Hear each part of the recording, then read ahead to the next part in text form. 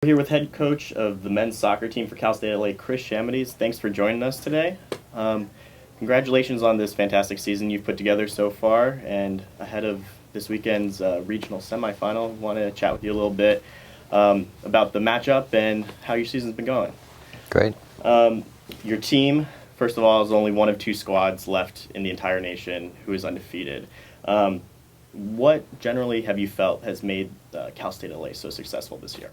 Well, being undefeated, as difficult as it is not a goal of ours necessarily. We just want to take pride in our preparation and being ready for each challenge as it presents itself.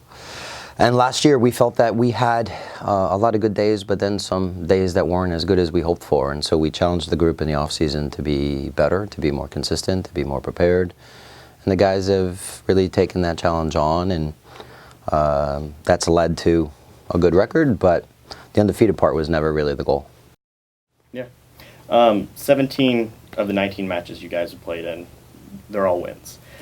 String of 9 straight to start the season. With that level of success, what sort of ways do you ensure that the team takes each opponent seriously and doesn't end up on autopilot before each game? Well, I'm annoying, so I'm in their ear all the time.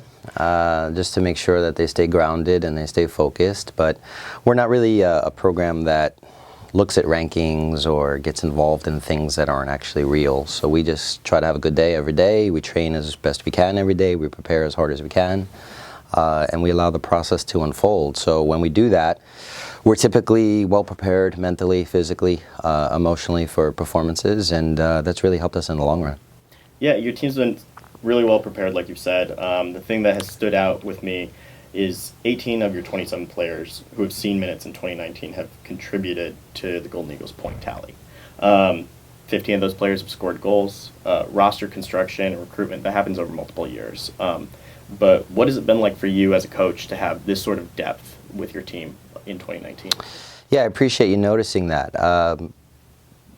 It's a group that in many ways has stepped up to the challenge of contributing, and we value that in so many different ways. There are guys here who are All-Americans, and there are guys here who don't play as much, and they each have a role to play, and we challenge them all to find their way of contributing to the group. So when they are called upon, that they're prepared and that they're able to do the best they can to contribute to the group.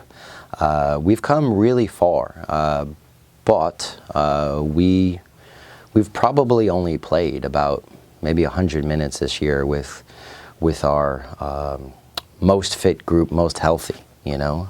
So there is always in a long season where you're playing college soccer of 2 games a week and things like that, where there's knocks and bruises and issues health-wise, and so you can't always get everyone at full blast, and so other guys have to step up. And I think what you just noted there is an example of our roster stepping up to contribute to the team.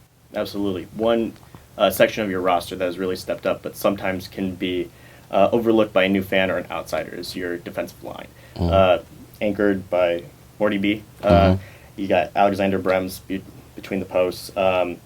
You rank second in the nation in goals against average and first in the nation in shutout percentage. But a lot of that not only has been an attribution to Brems' success in the goal, but also the defensive line's prevention from getting balls to the goal. Tell me a little bit about what's impressed you with this defensive line so far this year. Yeah, pride, preparation, details, commitment. We do a lot off the script to really prepare them individually. Some of these guys have been playing regularly now for 2-3 years, some 3-4 years. So there's some continuity. We're a little lucky that way that we have some continuity, but really, they don't have that many minutes. Jose, the right back, was redshirt last year with an injury. George played his first year as a left midfielder, not a left back.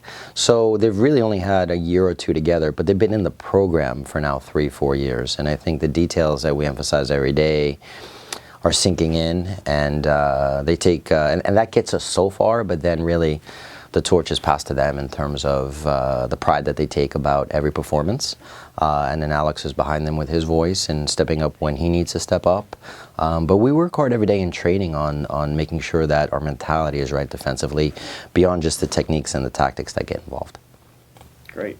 Your team, you're taking on St. Mary's of Texas on Thursday. Colorado School of Mines, San Bernardino, they're waiting in the wings should you advance into the regional final. What sort of challenges do you see those teams presenting?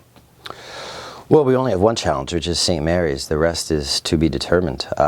St. Mary's is a strong team. You know, it's the Sweet 16, so you don't get here without being able to defend well and attack well and have players who can make a difference. St. Mary's certainly has that, multiple players that can make a difference. Big, strong group that I think has done a really good job this year of making sure that their season remained competitive all throughout. I feel like they've been quite consistent. Even when some of their results didn't go their way, they were consistent with their performances. So we know it's a very hard game. We understand home and away doesn't make much of a difference at this stage. It's more so just trying to execute and make plays in the course of the 90 minutes. But we expect a really hard game. What's one thing that you wish more people knew about your team? Yeah, there's so many things. There's you know, the work that goes into it, the details that go into it, the sacrifices that they make to be not only a college athlete, but to be a student athlete that does well in the classroom and then also excels on the field. You know, colleges are great 4 years, quote unquote, but they don't always get to experience all of that part of it off the field. They have to really make sacrifices socially, and they have to prepare well to be elite, to be a championship winning team, which they are. They have to make a lot of sacrifices that go on behind the scenes, and there's plenty of times when we're waking up in preseason at 5 o'clock and we're on the field at 6, or that we're, you know, on campus on a Saturday or Sunday and no one else is around, and these guys are doing a really good job of keeping, you know, towing the line and making sure they're disciplined in that way. What sets this team apart from teams past that you've coached? Yeah, it's all the players. It's just their commitment, the commitment to not just be pretty good, the commitment to go a little bit further, to take on those sacrifices and to hold themselves to a daily standard, to be a little bit tapped into their experiences from the past, where maybe a day or two here or there may have let themselves down. Thankfully, we've been very successful these last few years, and the guys have won multiple championships. But they certainly want to go further in the NCAA tournament. So this is a chance to do that, and that's kind of always been the goal, is to qualify for these tournaments and to win as many as we can. So winning the league this year was huge for us, a huge championship. Some of the guys here hadn't done that before, so it checks another box. And now the last box to check is to see how far we can get in the national tournament. Well, good luck in the national tournament. Good luck with St. Mary's on Thursday, and we'll be chatting with you throughout the rest of the postseason. Thank you, Myles. Appreciate it. Thanks so much, Chris.